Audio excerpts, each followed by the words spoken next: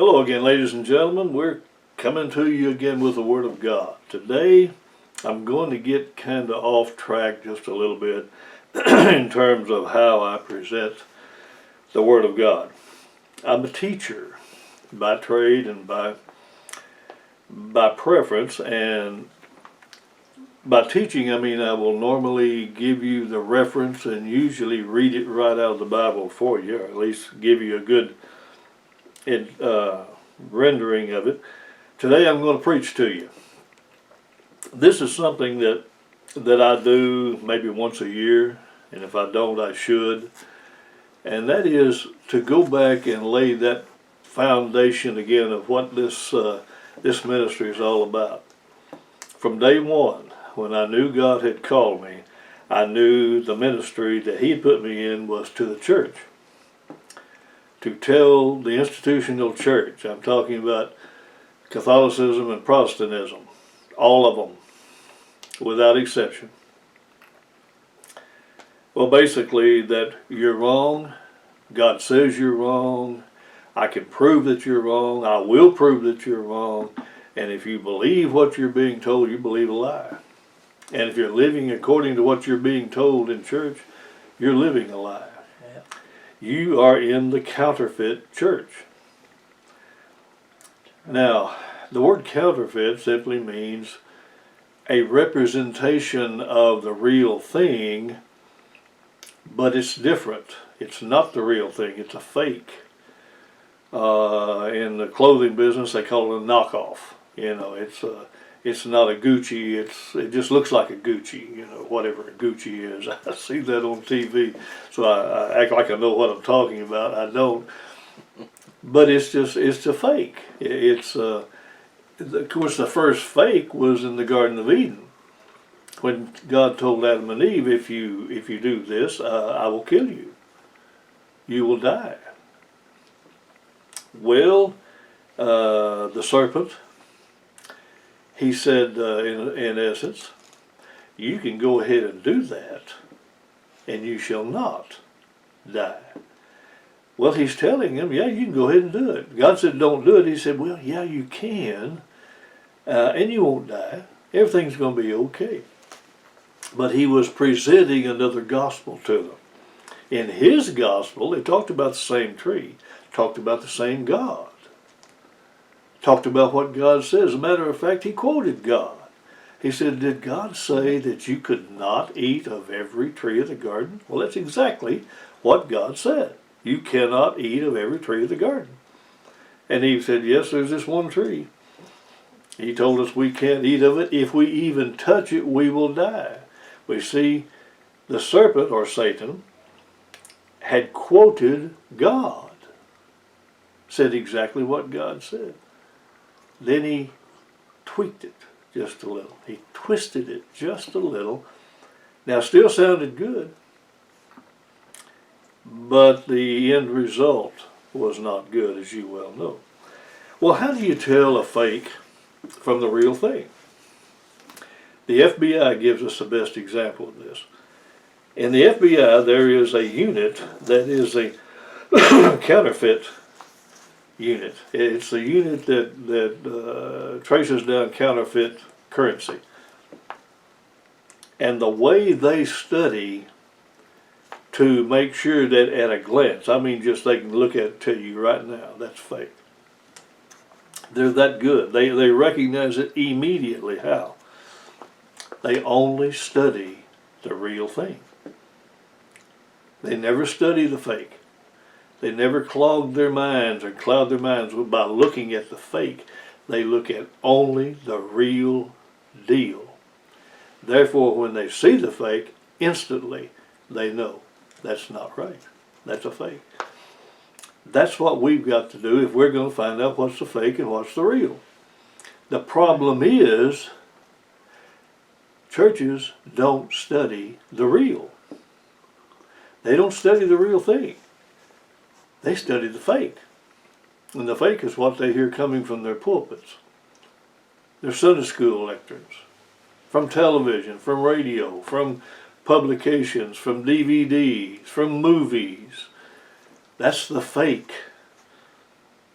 And this way Satan gets in and tells them that's the real thing. And when you grow up being told that's the real thing, then to you, that's the real thing. And then somebody like me comes along and says, no, that's not the real thing, that's a fake. You're believing a lie. Well, we don't get a very good reception, to put it mildly. But my job is to tell you that's fake. And if you're doing what you're being told and you call yourself a Christian, you're a fake Christian. Your faith is fake, your God is fake, your church is fake, your Christ is fake, your salvation is fake, everything about it is fake. Folks don't like that, but that's my job.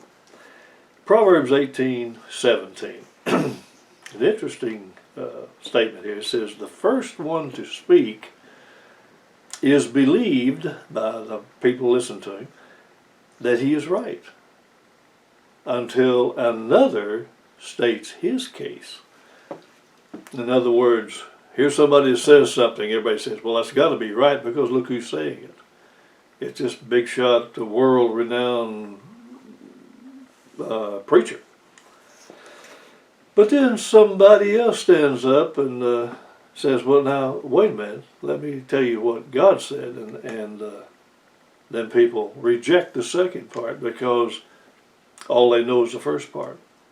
And if you contradict that, you're wrong. They're only hearing one voice, and unfortunately that voice comes from Satan. And that's where I come in. I'm the second voice, and I'm not alone, thank God. There are others out there that are telling the truth. And I don't know what kind of reception they're getting, but I think I can guess. The problem here is not only what I say or we say, it's when we say it, we automatically become haters. I've been accused of that. Well, you just don't like people. Think a minute. You know what I get out of this? Nothing. I have no following. Nobody sends me money. I don't ask for money. I don't ask for anything. Why would I do this and make everybody hate me if I didn't love them? So why are you telling me I hate people? If I hated you, I'd just say, forget about it. You go on your way. I'm not going to tell you, you see. Let's look at some scriptures that kind of lay the groundwork for what we're going to be talking about over the next couple of postings. The disciples asked Jesus, now this was about midway, I guess, of his ministry. They said, tell us what's going to happen. What is this sign? The sign that you are coming back. What should we look for to tell us when that you're about ready to come back? The sign was, of course, the first thing he said. He said, beware, lest any man deceive you. The first sign, deception, religious deception. And everything after that is secondary. Yeah. Because if you're not fooled by that first sign, if you're not fooled by false religion, the rest of it doesn't matter. You got that covered. But the problem is 99.99% of the people in the churches have been deceived by that rider on the white horse. He said, he talked about the 4 horsemen. And the first one up was what? The rider on the white horse. It was Satan. It says he goes out conquering and to conquer. And he has conquered the world. Revelation 12:9 tells us that he has conquered the entire world. He has deceived the entire world, and that includes the church. And that's why I'm here. To try to get church people to come out of that satanic institution and join God. Remember, Jesus said, I am the Lord, I change not. Right. So what you see written in that book, he didn't change anything. He has never changed anything. It is the standard. You see, in order to make a decision on anything, whether this is good or bad, whether this is the real thing or the wrong thing or a fake. You got to know the real thing. You got to know the standard. What's the standard? It's the Word of God. Jesus said so. He said, it's truth. John 17:17. God said, Lord, your word is truth. And it's your word by which we are sanctified. That's what he was saying. So the standard we look at, that if you're in the FBI, the standard is the real bill. The standard in the church, the real Word of God. It said not one jot or tittle would be changed. Nothing added to it, nothing taken away from it. It is the standard by which we judge right and wrong. And we have to judge, and each one of us has to judge.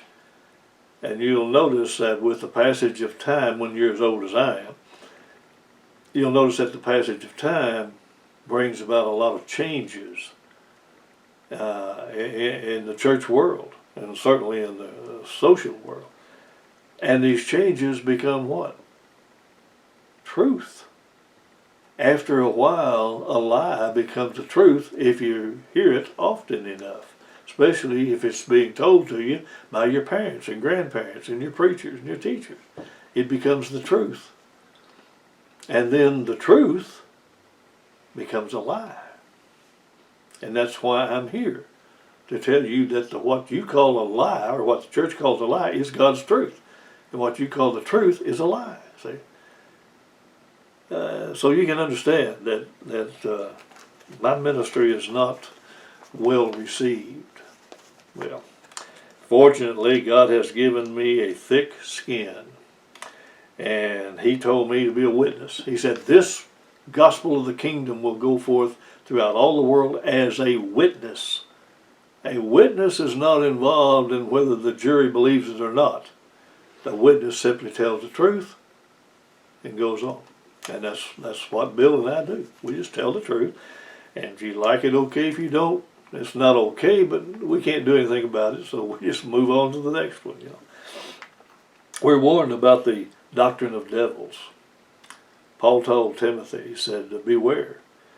He said, men will come with doctrines of devils, evil spirits, and the air around us is full of them.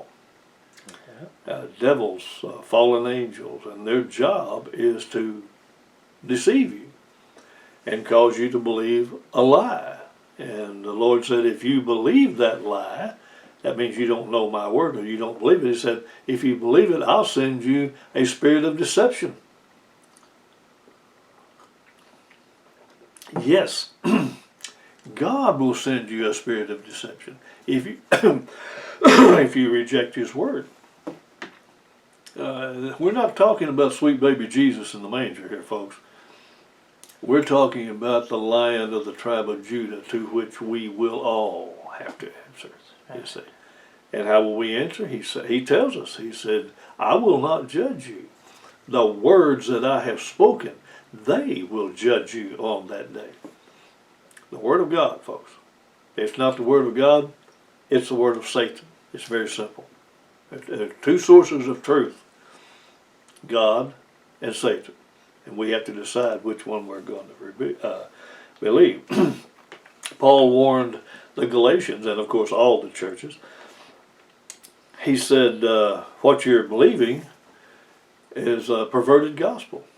He said, I can't believe that you're already turned to a perverted gospel. And he goes on to tell the Corinthian church, that was a Galatian church, Corinthian church, he said, if somebody comes in here preaching another Jesus, you'll buy it. You'll accept that other Jesus. Well, that's exactly what the church has done. The church worships another Jesus. It's not the Jesus of the Bible, it's a Jesus of their imaginations. It's a Jesus that Satan has placed before them. It's a Jesus that takes everything God said and turns it around, presents it as church doctrine, and if you're in the church, you believe it. And you believe a lie. It's really that simple. He said, evil men will wax worse and worse. Okay, they start evil. They have become evil, but then they get more evil and more evil, he said. And of course, as you get more and more evil, you get farther and farther away from God.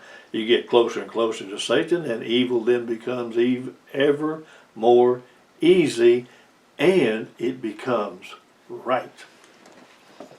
It's right because I want it to be right because I'm evil. You see? But I may be the biggest church member that I may go to church 3 times a week. I may preach 3 times a week. But if I'm not living the Word of God, I am evil. This is what really bothered me. And I felt compelled to write a newspaper article about it. We have church people who are taking the Muslims into their homes. They come in here, they actually take them into their homes and take care of them until they can find jobs and things like this. Wait a minute. These people believe in another God. These people hate the biblical God that these people that are taking them in are claiming is their God, and yet here comes people in here who hate their God. But they're being inclusive, they're being loving, and they're serving Satan. And I'd like to look them in the eye and tell them.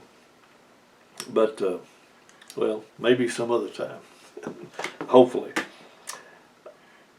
In vain, Jesus said. These people who resist what he says or reject what he says and go with this other Jesus that they claim is him.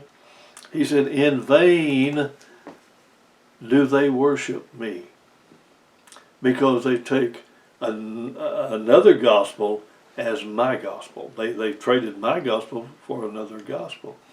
Notice what he said. He said, they worship me in their minds. But in reality, they're worshiping another God. Jesus said so. He said they think they're worshiping me and obeying me, but they're not. You know why? They don't know. They don't study the standard. They don't study the real thing. They listen to church doctrine being taught by Satan's false prophets. And folks, I'm talking about all of them. I don't care from the Pope on down to the guy that has 5 people in his church. I don't care who it is. If it's a part of Catholicism or Protestantism, it is a fake, it is a lie, it is Satan's organization. And I can prove it, and I prove it every time I write and every time I open my mouth. The church has become the God seeker. We're all seeking God. Everybody that's in church is seeking God, so I call them God seekers. Because in reality, we're seeking God, but we're seeking the wrong God. And he makes sure that we find him. And these people have turned the church then into their golden calf. You realize that? Remember the children of Israel, they were at Mount Sinai. Moses been up on the mountain for 80 days. Remember, he fasted for 80 days without food or water. Just thought I'd throw that in. If you think you're doing something for God, think about Moses. And they said, "Oh, wait a minute, this God up on this mountain." Now, think about this. A couple of weeks earlier, they had been in Egypt, where they had been slaves for many, many years. God performed miracle after miracle after miracle, even to the point of killing the firstborn, not just of the people, but of the livestock, to get them out of there. He opened the Red Sea and let them out. He took water out of a rock to feed them, and manna from heaven got them to the Mount Sinai, and Moses has been up there a while, and the smoke is going, and the flames are going, the whole thing's on fire. And what they say? We want we want you to make us a calf. See, the Egyptians worshipped bull calves. And, excuse me, and their bull calf had never made a mountain catch on fire. Their bull calf that was worshipped in Egypt, that calf never opened the Red Sea, never performed miracles, never did anything. And yet, because things weren't real convenient for them. They told Aaron to make us a bull calf. And Aaron came out, the coward Aaron. He made the calf out of their jewelry that God had arranged for them to get in Egypt. Do you realize when they left Egypt, so they went out and talked to the Egyptians, and the Egyptians gave them gold and silver and jewels and to get rid of them. They're scared to death of them. So when Israel left Egypt, they were wealthy. They had the Egyptians jewels and gold and silver. And what did they do with it? They made a god out of it, a golden calf. And Aaron said, this, he raised two of them, and he said, these are your gods, children of Israel, that will lead you back to Egypt. Think about this. In probably less than 3 weeks, they went from slaves to wealthy, to going through a sea on dry land, to getting water out of a rock, getting manna from heaven, and standing in front of a mountain from which they heard the literal voice of God. They heard God's voice. And here they are. Things got a little tight for them, so here they are. What they do?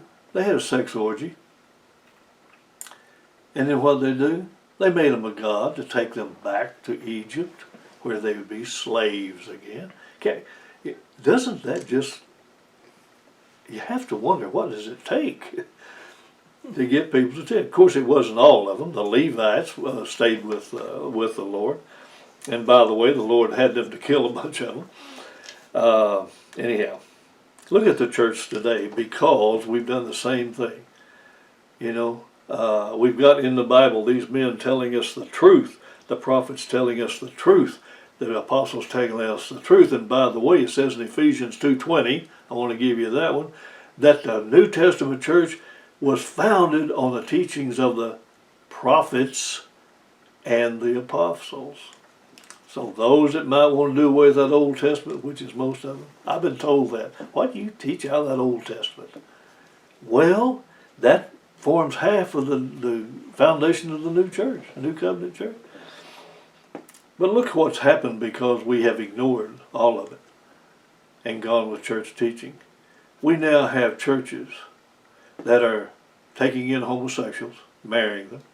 We have churches that are preaching evolution. We have churches that say that abortion is okay. The first time I ever heard anybody speak on abortion, it was a Baptist preacher, friend of mine, a seminary graduate. He was talking to his class, and he was telling them that abortion was okay. I get a little bit angry, to be real honest with you. I have a cousin who thought she had been called to preach, went to a seminary, and in that seminary, the reason she quit, they were teaching that Jesus was not born of a virgin. He did not have a miraculous conception. Mary was not a virgin. In the seminary. There are other seminaries, one right here in Fort Worth. If you don't believe in the rapture, you're going to have a hard time. Sometimes some of them will kick you out. I've read where people have been put out of seminaries because they didn't believe in the rapture.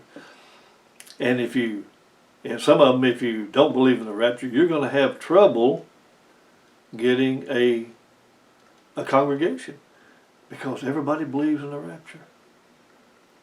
Rapture is a lie. Not going to happen. And I proved it time and again by the scriptures. Anyhow, so what is this? The true bill, the true standard tell us? If we're going to be God's people, if we're going to spend eternity with Him, He lays down some pretty strict rules for us. He says, if you're going to call yourself by my name, you must, and I quote, walk as I walk right. It says, walk as he walked. That's John speaking. You must walk as he walked. The word walk in the Bible, you probably already know this, but it simply means your life. You have to live your life as he lived his life. It says in the very next chapter, in 1 John 3:3, he says, if you're going to be his, you must purify yourself even as he is pure. How pure is Jesus? I would say pretty clear, pretty pure. Jesus said in Revelation, he said, only those who overcome Satan as I overcame Satan will sit with me on my throne in my Father's kingdom. Well, Satan is the one that prompts us to sin. If we overcome Satan, we won't sin. That's what overcome means. The church will tell you, no, it means overcome the outcome of sin. You've overcome the punishment that you would ordinarily receive. No. You overcome Satan as he did, because he didn't sin. He said, only those will enter my Father's kingdom. Well, that's as far as we're going to go at this point. And I hope you'll join us again. And ladies and gentlemen, I've been told, and I know it's true, I come on a little bit heavy. And I've been told that I condemn people. No, ladies and gentlemen. I'm just simply telling you what God said. I have sort of a rough way of presenting it sometimes. But I remember Jesus telling a group of people that their father was the devil and that they were going to burn in hell. I think that's pretty rough. That's pretty rough language, and he sets a good example. And Paul, I would not want to be on the receiving end of one of Paul's condemnations, but I'm not condemning anyone. If you're not, and I myself, if we're not obeying the Word of God, the judgment's already there in paper. I'm just simply pronouncing the verdict. That's all I'm doing. If I didn't love you, I wouldn't be here, because I get nothing from you. I ask nothing from you except that you go to the Word of God, find out the truth, and obey it. So until next time, study the Word of God.